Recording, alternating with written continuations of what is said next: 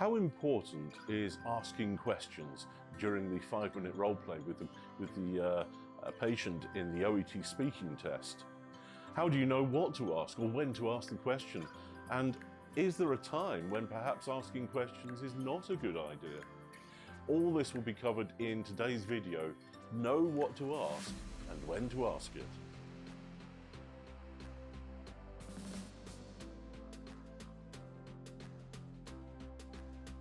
Hi, my name is Richard Foster. As some of you may know, I'm a trainer and assessor for Benchmark Education Solutions.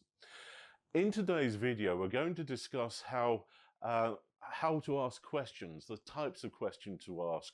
The skill of asking questions is at the root of an accurate diagnosis, as we all know, but overdo it and you could confuse the patient. You could also end up wasting time, and remember, you only have 5 minutes, especially if you ask questions at the wrong time. We're going to cover also how to skillfully ask closed questions and open questions in the right way.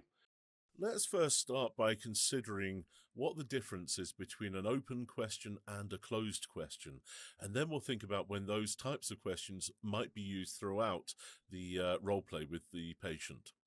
An open question really allows the person that you're requesting an answer from to give you some form of free flow answer.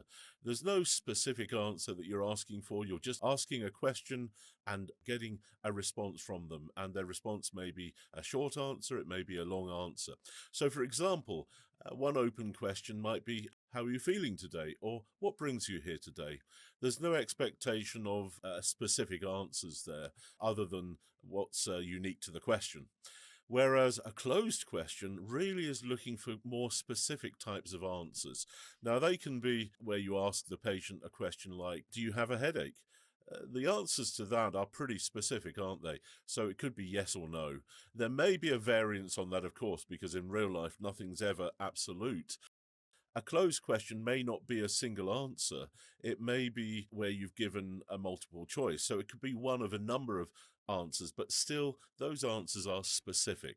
So you might ask on a scale of 1 to 10, how bad is the pain with your headache? They only have a range of 10, so it's going to be specific within that range. So sometimes it isn't a simple black and white answer. Sometimes it's where there are limited choices for the answer, but they are still closed questions. So let's think about when those questions may be asked. So the first time that you may ask a closed question actually is right at the beginning, during your greeting and introduction. Can I ask your name, please? That's really a closed question. There aren't many options for the answer, are there? You may also ask for the age. Again, that's a closed question. It's going to give you a specific answer. But then the first open question you might ask is, what brings you here today? Or how can I help you? Or how are you feeling after your operation? Are given a free flow answer opportunity, if you like. They can put it in their own words. So, for example, on the role play that we have in front of us, let's think about the open question that we might ask here. So, what brings you here today? And then the patient will respond, well, my daughter has had flu for 2 days. She's had a problem breathing and coughing rather hoarsely. And now she has a problem swallowing and appears to be developing a temperature. So there's the free flow answer. That's really up to the patient to answer that. But you'll notice now in the task list, the first question now, it says, inquire about the patient's symptoms. Now, again, you can ask open questions, but you are now starting really to narrow the focus of your questions so that eventually they're closed questions. So you might be saying, okay, so she's had the flu for 2 days. Has she had the cough for 2 days? So there's a pretty closed question. But if you were to say to her, how long has she had the cough for? Or does the cough come and go?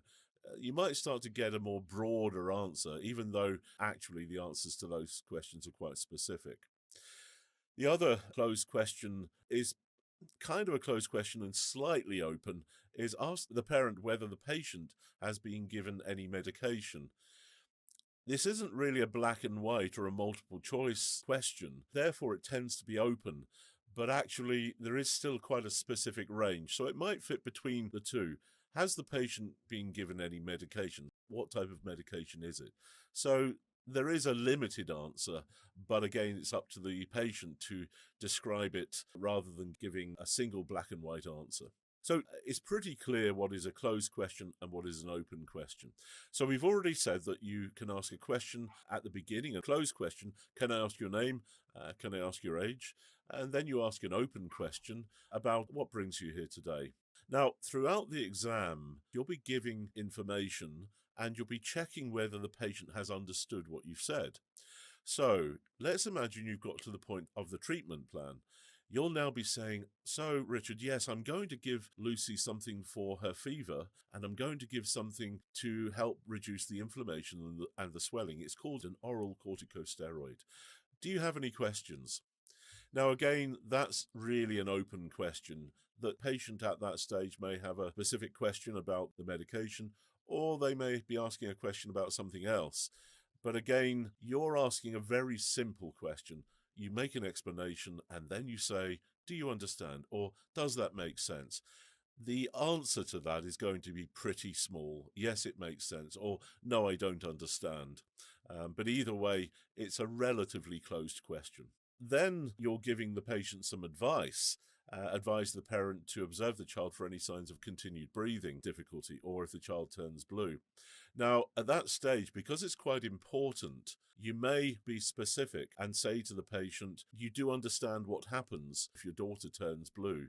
And so the question is requiring a yes or a no answer. You understand what you need to do you? At the end of the conversation, you may check the patient's understanding. You might say, has everything I've said made sense? That's an open question. And now the patient has the freedom to make a comment about all the things that made sense and perhaps some of the things that didn't make sense. Do you see that throughout the conversation, you'll be asking open questions and closed questions? Now, one thing worth noting is that you will start with open questions, and then the questions that you answer after that will start to narrow their focus and become closed questions. So through the process of the 5-minute conversation, you'll start the conversation with what brings you here today, a very open question. And by the time you get to the end, you're asking specific questions. Does that make sense? Do you understand why I'm giving you this treatment? Have you heard about the condition before?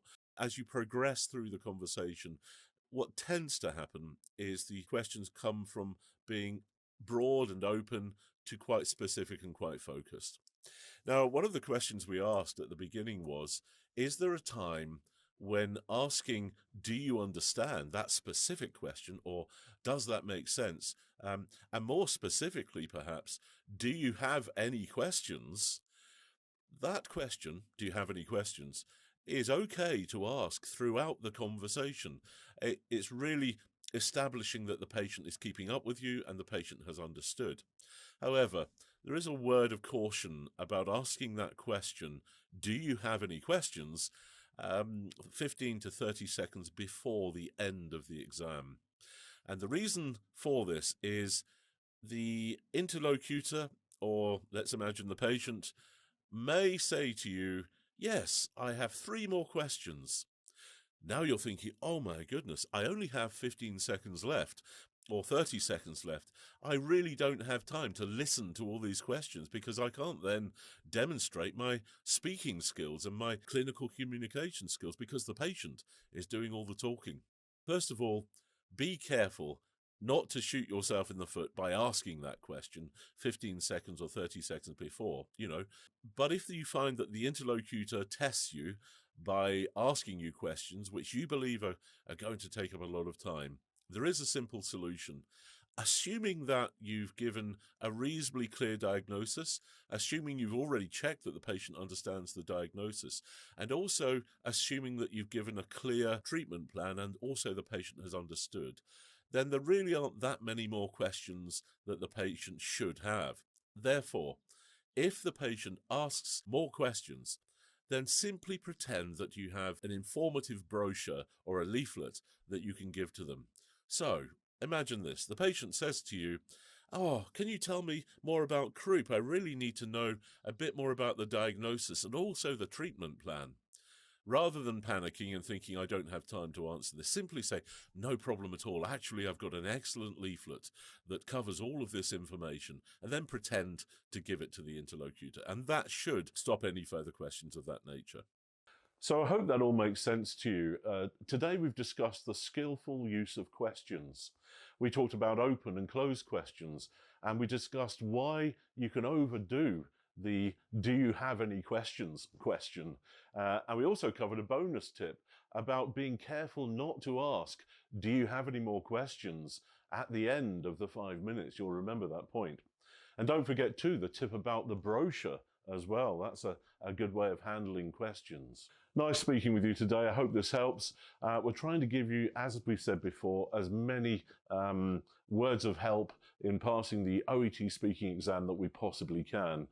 But again, please let me emphasize, we've said this before, the best way of identifying the skills that you need to focus on is to have a mock test that I can offer you, where we specifically focus on the skills that you may need to pass the exam. In these videos, we talk about the general skills, the broad skills, and we give many tips and help as much as we can, but there's nothing quite like a one-to-one. We're adding these videos pretty regularly, but in order to continue doing so, we need your help, if that's okay. Please hit the like button, hit the subscribe button if you haven't already, and also would you mind hitting the notification bell to make sure that you get notified of any new videos that we're bringing out. Next time, I'm going to be speaking about a really common fear about the OET exam. What if I get really nervous? How can I get rid of my nerves? Join me in the next video. How do I get rid of point-killing nerves? I'll see you next time.